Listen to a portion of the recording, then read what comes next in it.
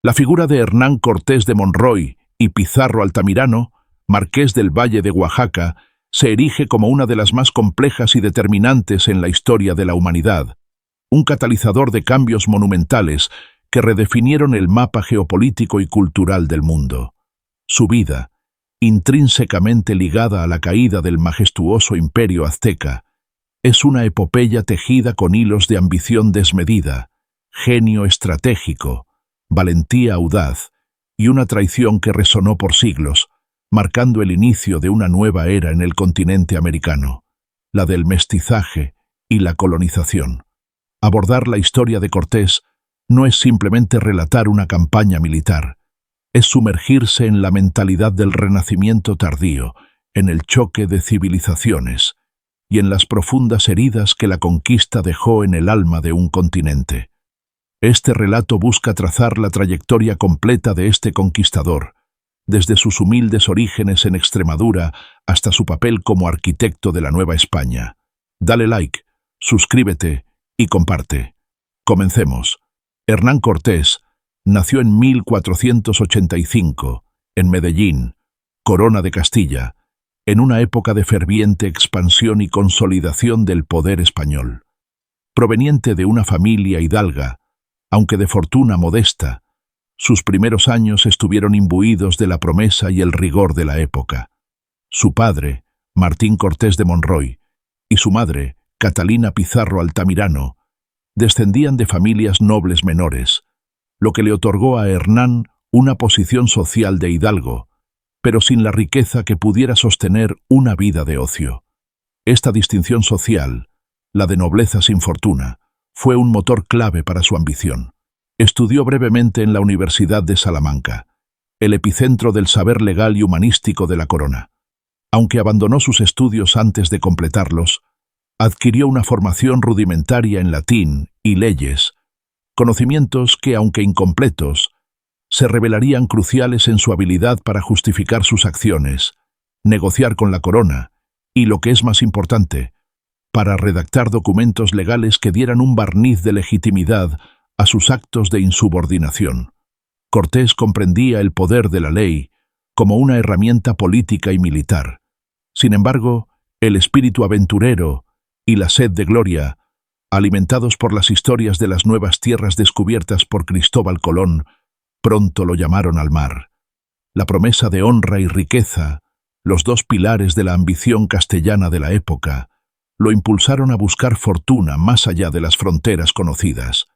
En 1504, con apenas 19 años, Cortés se embarcó hacia el Nuevo Mundo, estableciéndose primero en La Española, actual República Dominicana y Haití.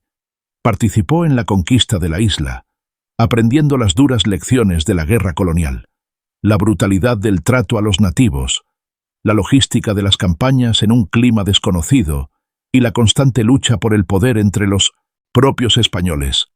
Fue aquí donde se familiarizó con el sistema de la encomienda, una concesión de mano de obra indígena que se convirtió en la base de su riqueza inicial y de su conocimiento sobre la explotación de recursos.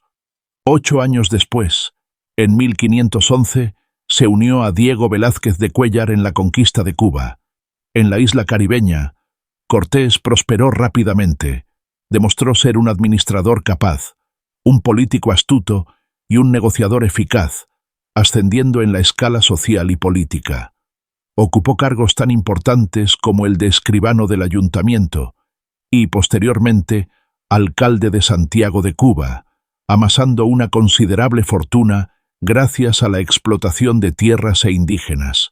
Esta etapa cubana no solo le proporcionó la riqueza necesaria para financiar futuras expediciones, sino que también lo puso en contacto directo con las intrigas del poder colonial. Su relación con Velázquez fue una mezcla volátil de subordinación y rivalidad, forjando en Cortés un carácter ambicioso, desconfiado y pragmático, que no dudaría en traicionar a su benefactor cuando la oportunidad para una gloria mayor se presentara. La ambición de Cortés era ya una fuerza palpable, reconocida y temida por sus contemporáneos. El punto de inflexión en la vida de Cortés llegó con las noticias que regresaban de las costas de Yucatán.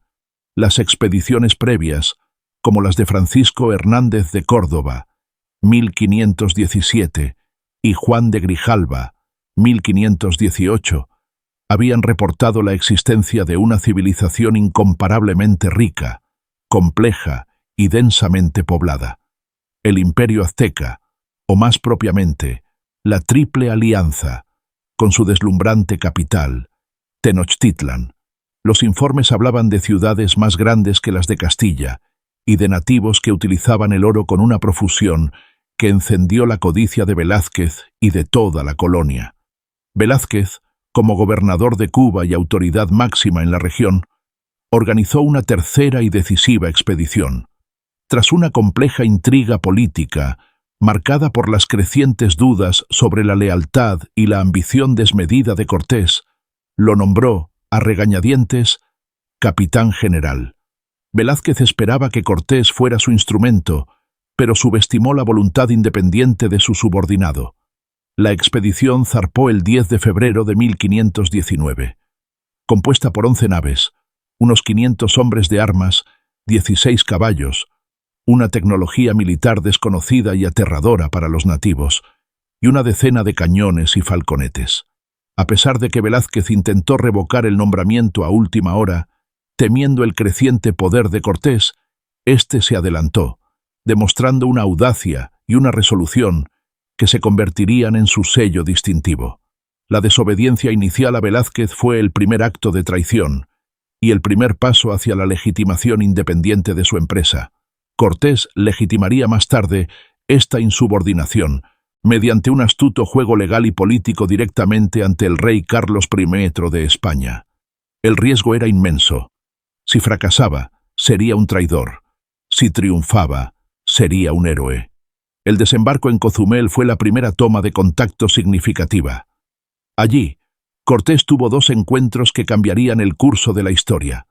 Primero, rescató a Jerónimo de Aguilar, un náufrago español que había vivido entre los mayas durante 8 años y que dominaba la lengua maya. Aguilar se convirtió en su primer intérprete, un puente lingüístico esencial para la diplomacia inicial. El segundo y más trascendental encuentro ocurrió en Tabasco, tras la batalla de Centla. Como parte del tributo, los caciques locales le entregaron 20 esclavas, entre ellas una mujer que la historia recordaría como la Malinche, o Malintzin, bautizada como Marina. Malinche no solo hablaba náhuatl, la lengua de los aztecas, y maya, sino que poseía una inteligencia política y estratégica formidable, un entendimiento de las dinámicas de poder nativas que los españoles tardarían años en comprender.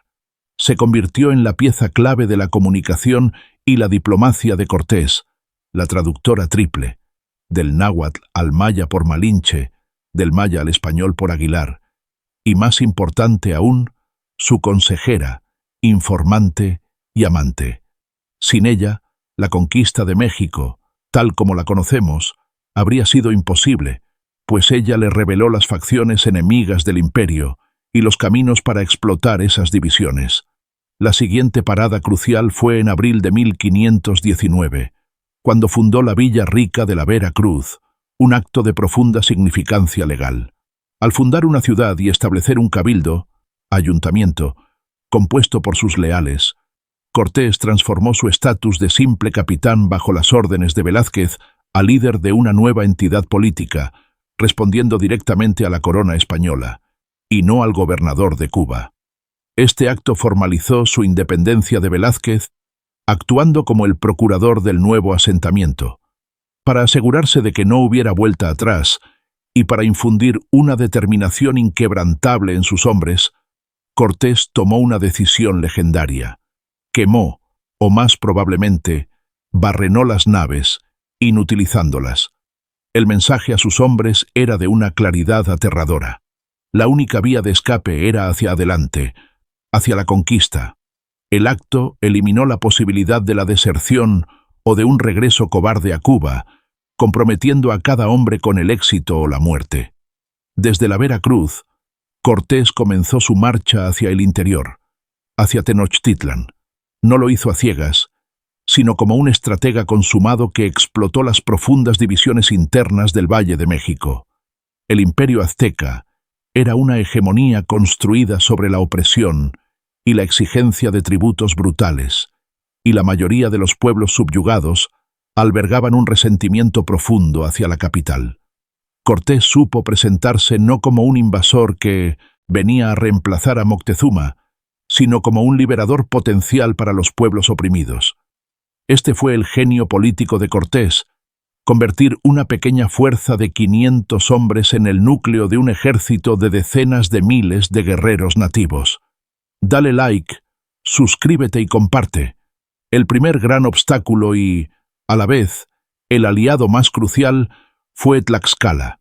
Los tlaxcaltecas eran un pueblo que había resistido ferozmente la dominación azteca durante décadas y veían en los recién llegados, con sus armas de fuego y sus bestias, los caballos, una oportunidad dorada para la venganza definitiva.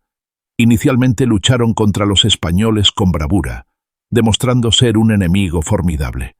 Sin embargo, tras una serie de enfrentamientos en los que la superioridad tecnológica y el factor sorpresa español se impusieron, y agotados por años de guerra contra los mexicas, el líder tlaxcalteca, Xicoténcatl el Viejo, decidió aliarse con Cortés. Esta alianza, sellada en septiembre de 1519, proporcionó a Cortés miles de guerreros nativos, una fuerza varias veces superior a la española, vituallas, porteadores y un conocimiento indispensable del terreno y la política local.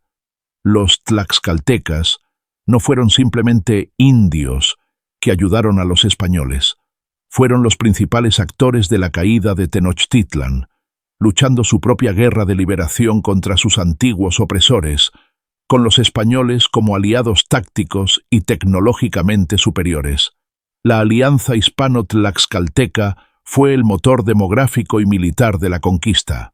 La siguiente parada fue Cholula, una ciudad santa, centro religioso y aliada clave de Tenochtitlan. Allí, Cortés ejecutó una maniobra brutal de terror político, la matanza de Cholula. Advertido por la Malinche de una supuesta emboscada urdida por Moctezuma II, el tlatoani azteca, Cortés ordenó la masacre de miles de nobles y guerreros cholultecas que se habían reunido desarmados en el patio del templo. Este acto no solo eliminó un foco de resistencia y aseguró la retaguardia de Cortés, sino que envió un escalofriante mensaje de determinación y crueldad a todo el Valle de México. El terror abrió las puertas a Tenochtitlan, convenciendo a muchos nativos de que era más seguro aliarse con los invasores que resistirlos. El 8 de noviembre de 1519, Hernán Cortés y su ejército, con miles de aliados tlaxcaltecas, entraron en Tenochtitlan, una metrópolis de esplendor superior a cualquier ciudad europea de la época. Moctezuma II, bajo una combinación de temor, incertidumbre religiosa, la posible profecía de Quetzalcóatl y la creencia en la inexpugnabilidad de su imperio, recibió a Cortés con honores y lo alojó en el palacio de Axayácatl. La estancia fue una ocupación encubierta. Consciente de la fragilidad de su reducida fuerza, Cortés tomó la audaz decisión de apresar a Moctezuma dentro de su propio palacio. El tlatoani se convirtió en un rehén de alto valor, gobernando nominalmente bajo supervisión española. Durante meses, los españoles se dedicaron a saquear el tesoro azteca, fundiendo piezas de arte en lingotes, lo que generó resentimiento entre los nobles mexicas. La frágil paz se rompió por una nueva traición.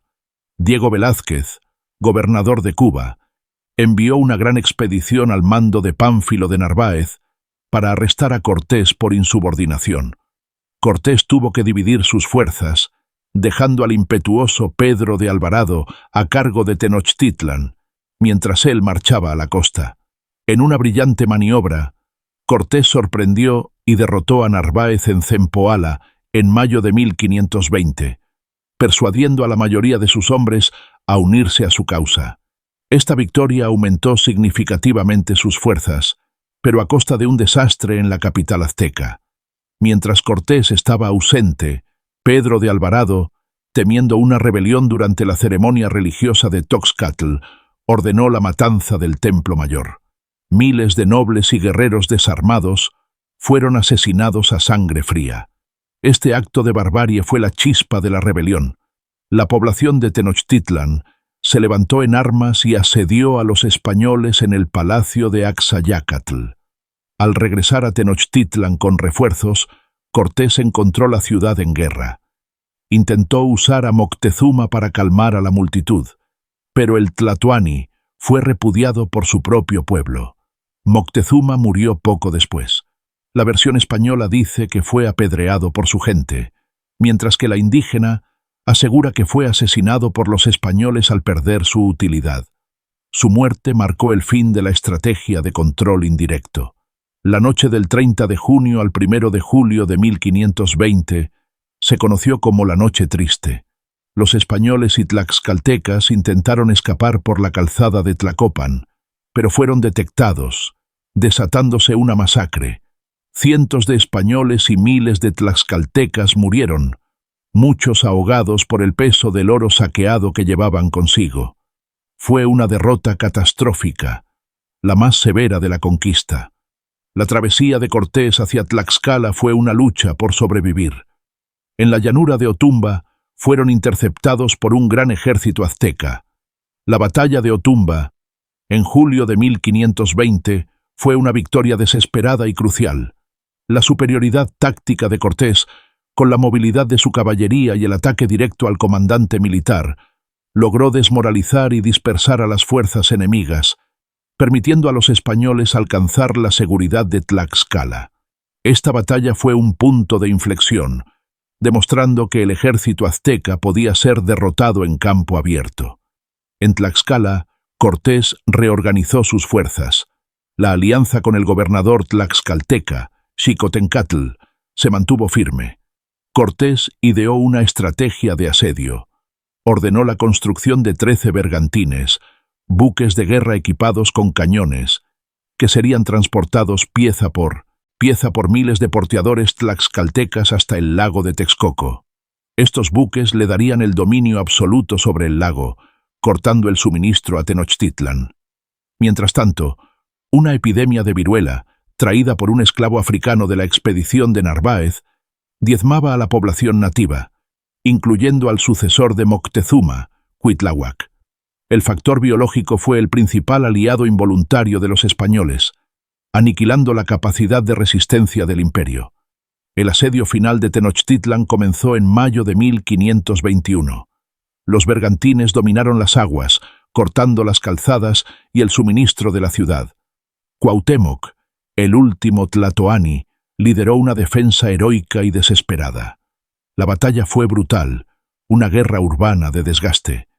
Después de 93 días de asedio, el 13 de agosto de 1521, Cuauhtémoc fue capturado mientras intentaba escapar. La caída de Tenochtitlan fue total. La escasez de oro para los españoles llevó a la tortura de Cuauhtémoc y del señor de Tacuba, a quienes quemaron los pies para que revelaran el tesoro. Este acto de crueldad marcó el fin de la independencia mexica y el inicio de la colonización. Con la caída del imperio azteca, Hernán Cortés consolidó su conquista. Tenochtitlan fue arrasada para erigir sobre sus ruinas la Ciudad de México, corazón del virreinato de la Nueva España. Cortés fue nombrado capitán general y gobernador, dedicando sus primeros años a la expansión territorial, Guatemala, Honduras, la exploración marítima y la gestión colonial, sentando las bases administrativas e introduciendo cultivos y ganado europeos. Sin embargo, su poder fue erosionado por enemigos que lo acusaron de corrupción y traición. En 1524, se embarcó en una extenuante expedición a Honduras, dejando el gobierno en manos de subalternos abusivos, lo que obligó a la corona a intervenir. En 1528, viajó a España para defenderse en el juicio de residencia. Carlos I lo recibió con honores, otorgándole el título de Marqués del Valle de Oaxaca y vastas propiedades, pero le retiró el poder civil. El rey estableció la audiencia y luego el virreinato, limitando el poder del conquistador. Cortés ganó riqueza y nobleza, pero perdió el control político sobre su conquista. Regresó a México en 1530 como un gran noble, pero ya sin ser gobernador. Sus últimos años se centraron en la administración de sus propiedades y la financiación de expediciones, como la de Baja California. La constante fricción con los virreyes lo llevó a un último viaje a España en 1540 en busca de justicia. Murió olvidado y frustrado el 2 de diciembre de 1547, cerca de Sevilla. El legado de Cortés es profundamente controvertido. Héroe para unos, símbolo de opresión y genocida para otros. Su historia es la génesis de la identidad mexicana, marcada por la violencia y la fusión cultural. La conquista de México no fue solo una hazaña española, sino una guerra civil mesoamericana catalizada por Cortés, que supo explotar las fracturas internas del imperio azteca. El triunfo se basó en la gestión de alianzas nativas, siendo los tlaxcaltecas el pilar fundamental. Sin miles de guerreros indígenas, la expedición española habría fracasado. El imperio azteca cayó no solo por el acero y la pólvora, sino por las alianzas indígenas y, fundamentalmente, por el factor biológico. El papel de la Malinche fue decisivo, actuando como agente cultural y político que proporcionó a Cortés una ventaja informativa crucial. La figura de Moctezuma II fue trágica, caracterizada por la indecisión y la diplomacia, que avivaron la codicia española y crearon un vacío de liderazgo. El factor más destructivo fue la viruela, introducida en 1520, que desató una catástrofe demográfica, matando entre el 30% y el 50% de la población y debilitando fatalmente la resistencia azteca. Cortés fue, además de conquistador, un gestor de la globalización al fundar el virreinato de la Nueva España. Sin embargo, el juicio de residencia y la pérdida de su poder reflejan el patrón de la corona: usar al conquistador audaz para la conquista y luego reemplazarlo por burócratas leales. Cortés murió como un político fracasado, un testimonio del choque entre el espíritu individualista y la maquinaria administrativa imperial. Dale like, suscríbete y comparte. Hasta la próxima.